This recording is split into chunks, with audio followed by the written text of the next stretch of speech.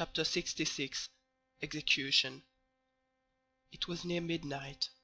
The moon, lessened by its decline, and reddened by the last traces of the storm, arose behind the little town of Armentières, which showed against its pale light the dark outline of its houses and the skeleton of its high belfry. In front of them the Lys rolled its waters like a river of molten tin, while on the other side was a black mass of trees, profiled on a stormy sky, invaded by large coppery clouds which created a sort of twilight amid the night. On the left was an old abandoned mill, with its motionless wings, from the ruins of which an owl threw its shrill, periodical, and monotonous cry. On the right and on the left of the road, which the dismal procession pursued, appeared a few low, stunted trees, which looked like deformed dwarfs crouching down to watch men travelling at this sinister hour.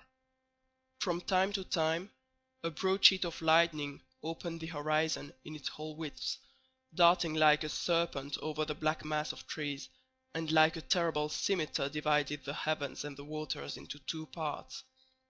Not a breath of wind now disturbed the heavy atmosphere. A death-like silence oppressed all nature. The soil was humid and glittering with the rain which had recently fallen, and the refreshed herbs sent forth their perfume with additional energy. Two lackeys dragged Milady, whom each held by one arm. The executioner walked behind them, and Lord de Winter, D'Artagnan, Porthos, and Aramis walked behind the executioner. Planchet and Bazin came last. The two lackeys conducted Milady to the bank of the river.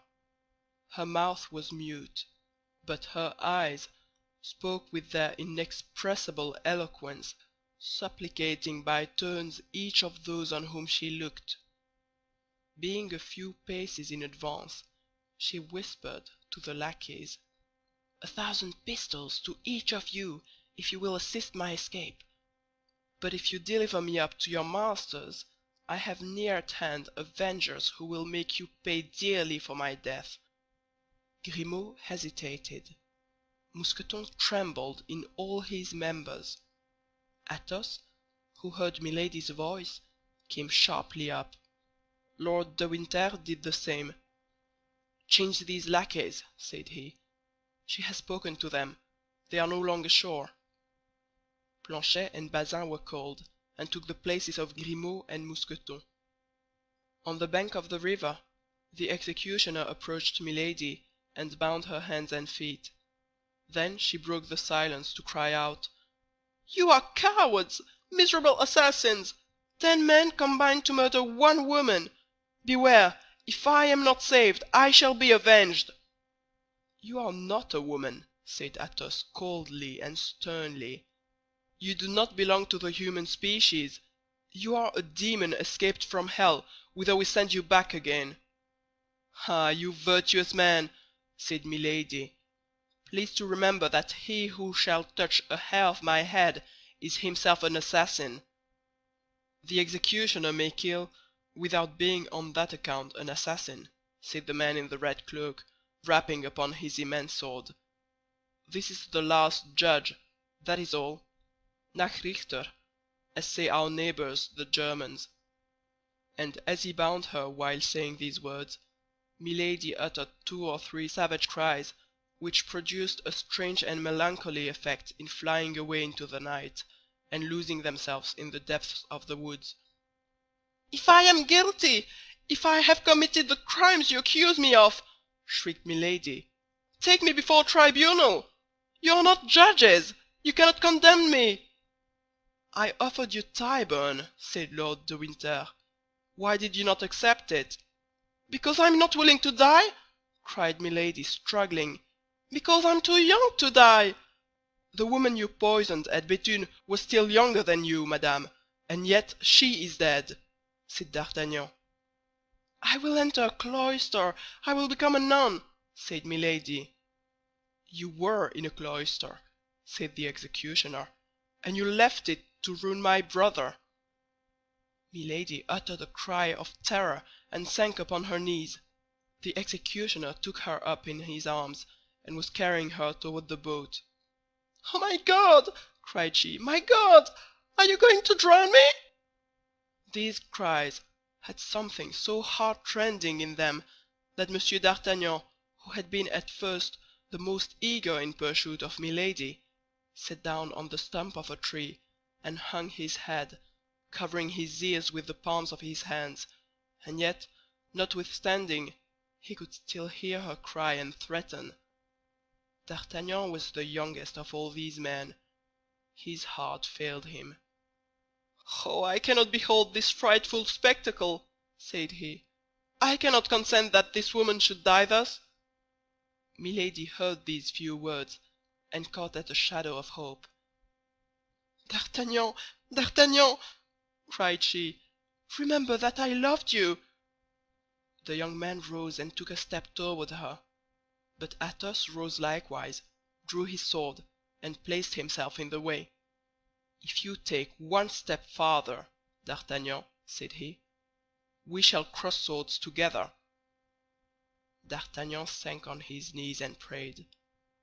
"Come," continued Athos, "executioner, do your duty." "Willingly, monseigneur," said the executioner, "for, as I am a good Catholic, I firmly believe I am acting justly in performing my functions on this woman." "That's well." Athos made a step toward Milady. "I pardon you," said he, "the ill you have done me. I pardon you for my blasted future, my lost honor, my defiled love, and my salvation forever compromised by the despair into which you have cast me. Die in peace." Lord de Winter advanced in his turn. "I pardon you," said he, "for the poisoning of my brother, and the assassination of his Grace, Lord Buckingham. I pardon you for the death of poor Felton. I pardon you for the attempts upon my own person. Die in peace." "And I," said Monsieur d'Artagnan, "pardon me, madame, for having by a trick unworthy of a gentleman provoked your anger. And I, in exchange, pardon you the murder of my poor love and your cruel vengeance against me.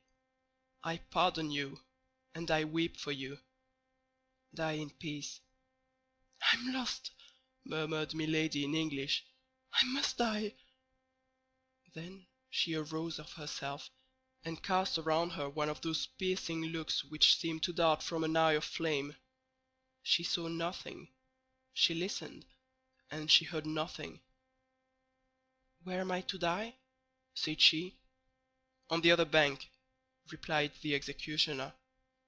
Then he placed her in the boat, and as he was going to set foot in it himself, Athos handed him a sum of silver.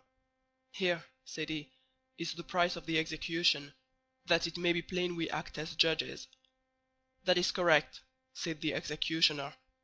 "And now, in her turn, let this woman see that I am not fulfilling my trade, but my debt." And he threw the money into the river.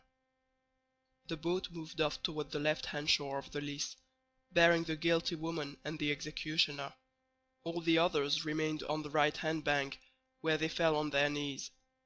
The boat glided along the ferry rope under the shadow of a pale cloud which hung over the water at that moment.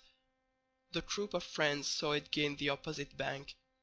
The figures were defined like black shadows on the red-tinted horizon. Milady, during the passage, had contrived to untie the cord which fastened her feet. On coming near the bank, she jumped lightly on shore and took to flight. But the soil was moist. On reaching the top of the bank, she slipped and fell upon her knees. She was struck, no doubt, with a superstitious idea. She conceived that heaven denied its aid, and she remained in the attitude in which she had fallen, her head drooping and her hands clasped. Then they saw from the other bank the executioner raise both his arms slowly. A moonbeam fell upon the blade of the large sword. The two arms fell with a sudden force. They heard the hissing of the scimitar and the cry of the victim. Then a truncated mass sank beneath the blow. The executioner then took off his red cloak, spread it upon the ground, laid the body in it, threw in the head, tied all up by the four corners, lifted it on his back, and entered the boat again.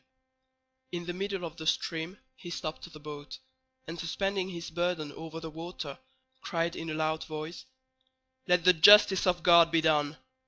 And he let the corpse drop into the depths of the waters, which closed over it. 3 days afterward the four Musketeers were in Paris. They had not exceeded their leave of absence, and that same evening they went to pay their customary visit to M. de Tréville. "Well, gentlemen," said the brave captain, "I hope you have been well amused during your excursion." "Prodigiously," replied Athos in the name of himself and his comrades.